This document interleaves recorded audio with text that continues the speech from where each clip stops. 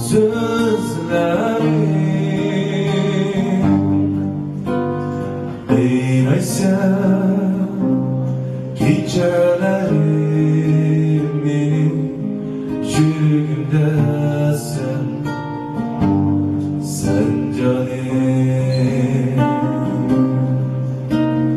Bilmedim gönlümde sen özüm, ayrılmayman diyen sözlerim.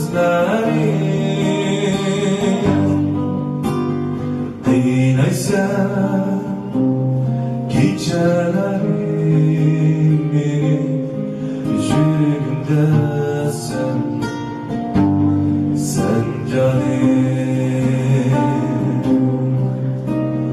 Gelmeyse sen yüreğimdesin, güzel yar. Gelmeyse sen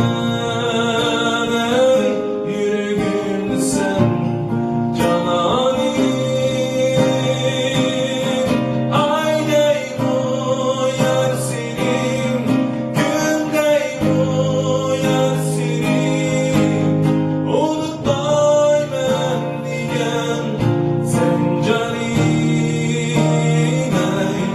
Ay dey bu yar senin, gün dey bu yar senin. Unutmayman diyen sen canim.